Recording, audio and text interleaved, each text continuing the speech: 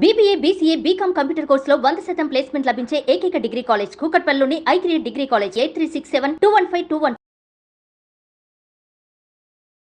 నమస్కారం, శ్రీమాత్రే నమః. ప్రేక్షక మిత్రులందరికీ కూడాను శుభాకాంక్షలు. చాలా మందికి ఈ మధ్య కొన్ని అపోహలు ఉన్నాయి. ఈ గ్రహాలు మారడంతో కొంత చెప్పడంతో భయపడుతూ కొంతమంది మాకు కాల్ చేస్తున్నారు. ఏమంటే ఇది ఈ సంవత్సరం మాత్రం కొత్తగా మారట్లేదండి గ్రహాలు. ఈ యుగం పుట్టినప్పటి నుంచి ఇంకా యుగం అంతరించేంత వరకు గ్రహాలు మారుతూ ఉంటాయి.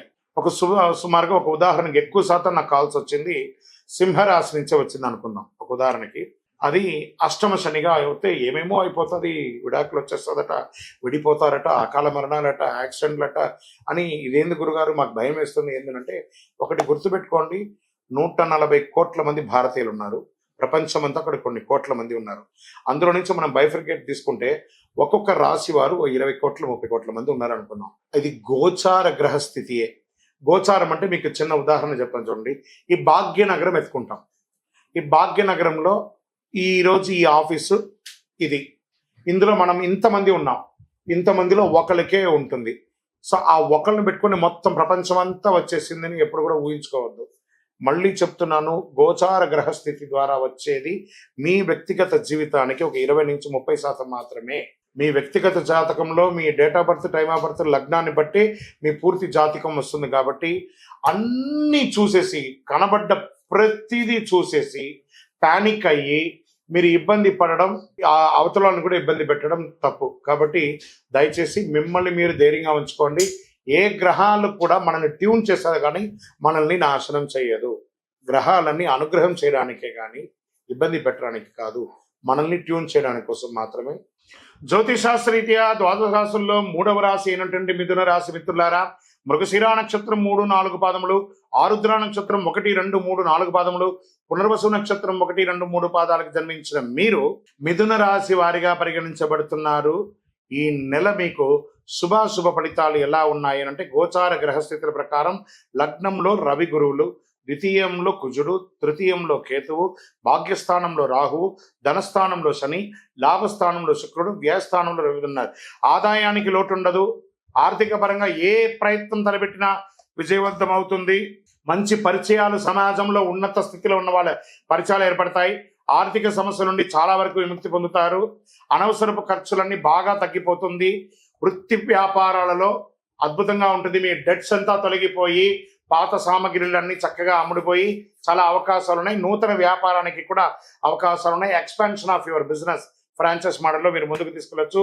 ఉద్యోగంలో ఒత్తిడులు తగ్గుతాయి, ఉపశమనం ఉంటుంది. మీ పై అధికారుల నుంచి మీకు ప్రశంసలు వచ్చే అవకాశాలు ఉన్నాయి. సహ ఉద్యోగుల నుంచి మీకు బాగా సహకరిస్తారు. ఉద్యోగం కోసం పోటీ పరీక్షలు రాసే నిరుద్యోగులకి ఇది ఒక మంచి సమయం అని చెప్పచ్చు. ప్రయత్నాలన్నీ కూడా విజయం అవుతాయి.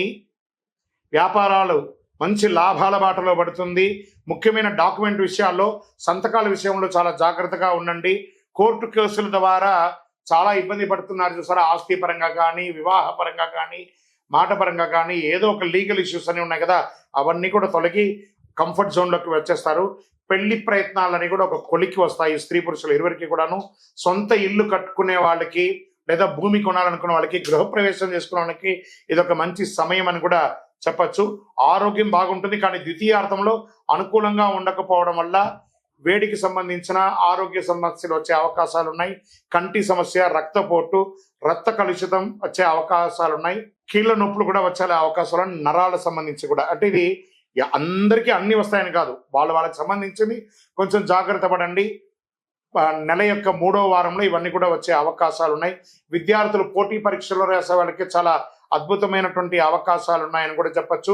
షేర్ మార్కెట్ ట్రేడింగ్ చేసే వాళ్ళకి ఫస్ట్ 3 వారాలు చాలా అద్భుతంగా ఉంది. ఆఖరి వారం చాలా జాగ్రత్తగా ఉండి. వ్యవసాయదారులకి మంచి సమయం చెప్పచ్చు. మీడియా రంగం వారికి చాలా అనుకూలమైనటువంటి సమయం ఇది. సాఫ్ట్వేర్ రంగం వారికి మిశ్రమంగా ఉంది. వివాహం కాని వారికి నూతన వివాహం అవకాశాలు ఉన్నాయి. రాజకీయ నాయకుడికి ఇది మంచి సమయం కూడా చెప్పచ్చు.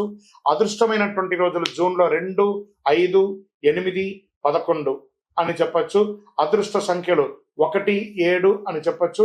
చంద్రాష్టమం జూన్ నెలలో 14వ తారీఖున 5:38 ఉదయం నుండి 16వ తారీఖున 1:10 మధ్యాహ్నం వరకు చంద్రాష్టమం ఉంటుంది.